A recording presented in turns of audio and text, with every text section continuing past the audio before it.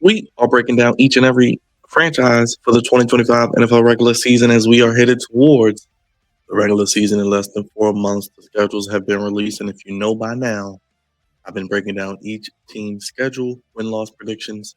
Today, we're going to the land of crazy, the great state of Florida, to Tampa. You guessed it, Tampa Bay Buccaneers, two-time reigning defending NFC South champions, looking to make it three in a row. Let's look at their schedule. Let's see how they could possibly stack up in the NFC South and the broader picture, the entire NFC. Can they finally make a run, maybe to a Super Bowl where they haven't been since the GOAT Tom Brady was at quarterback, Baker Mayfield, Todd Bowles? They look prime to ready to compete yet again. But let's look at the Tampa Bay Buccaneers as we get into this schedule. Baker Mayfield. The offense is second to none. Baker Mayfield is great. Bucky Irvin, Rashad White. Good running back duo. Mike Evans back, the Hall of Famer. Another 1,000-yard season, 10 touchdowns loading. Chris Godwin missed last season, got hurt against the Ravens with an ankle injury. He's healthy. He re-signed. Then you draft Emeka Egbuka from Ohio State to solidify the third receiver position. And you still have Sterling Shepard and Trey Palmer as well, and Ryan Miller and Rakim Jarrett. So no shortage of wide receivers for Tampa. The rich get richer. Cade Otton, solid tight end. Tristan Wirfs, one of the best left tackles in the game since day one. Ben Bredesen, Graham Morton, Cody Mouch, and Luke Geald Key. Offensive line outside of Wirfs may have a little weakness, but they have a high-powered offense. I think they have a top 10 caliber offense, no question. Logan Hall, Vita Vea, one of the best players in the league. Yaya Diaby, Anthony Walker, Levante David, Hassan Riddick goes to Tampa in the offseason. So he signs there. Antoine Winfield Jr., they did lose Carlton Davis, Jamil Dean, and Christian Izine. So it'll be interesting to see at the free safety position with the lost free safety position and at the corner position with the loss of Carlton Davis. A lot of these teams, they have good players on the front end, but the back end, the corners, leave a lot to be desired. I love Antoine Winfield Jr., but outside of that, maybe even Jamil Dean, not much in the secondary. But where is the pass rushers that they used to have? I know Hassan Riddick has come in, but let's see what he has. But outside of Hassan Riddick, who's going to rush the passer? No Shaq Barrett. Devin White is gone. Vita Vea is more of an interior pressure type of guy. I don't know how good this defense is going to be. I see some holes in the pass rush. I don't know how they're going to stop the run consistently, personally. And in the cornerback room, they don't have a lot of depth that I could honestly, genuinely looking at this team count on. But let's look at the schedule for the Buccaneers. Let's get to what they got coming up this season. As we see here, they start Sunday at 1 p.m. Excuse me. The next game's a Monday night. They start at Atlanta on the road. Could they lose that? I think they could. Then they go to Houston Monday night, September 15th. Like I said, I jumped the gun a little bit. I think they could lose that. They could start 0-2.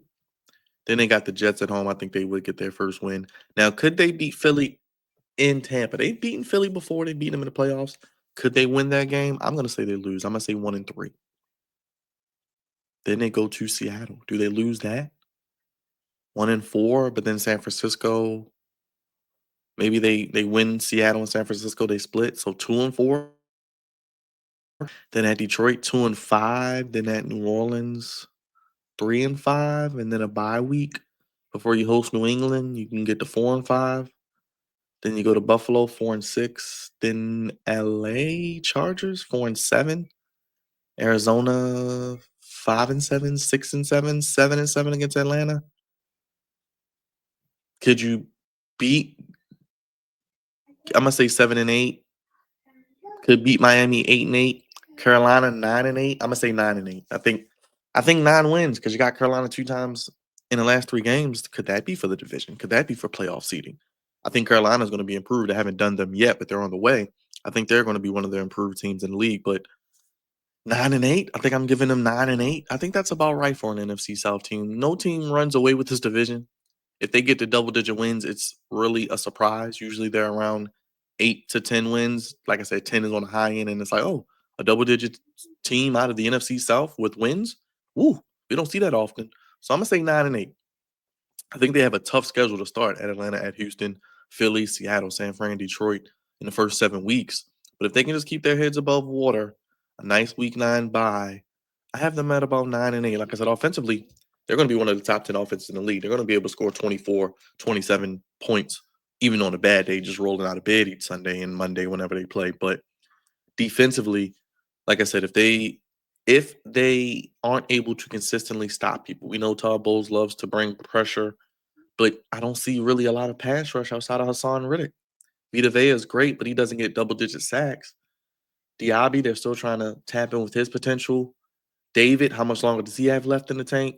Winfield Jr. can only do but so much back there. And like I said, outside of Jamil Dean, he's the only corner of name that I really could think about.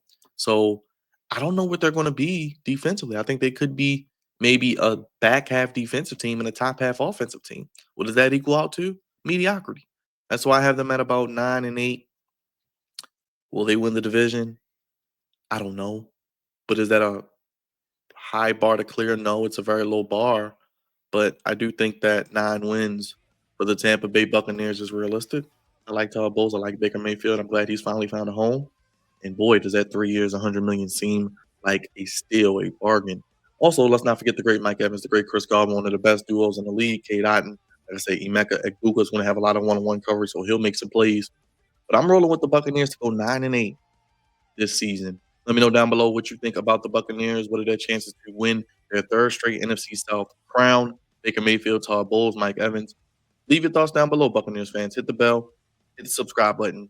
Make sure you leave us a thumbs up. And as always, stay tuned to the Flex Zone Podcast, your home for NFL coverage. We're breaking down each team, all 32 of them, breaking down the wins and losses. Stay with us here on the Flex Zone. I got the Buccaneers at 9 wins.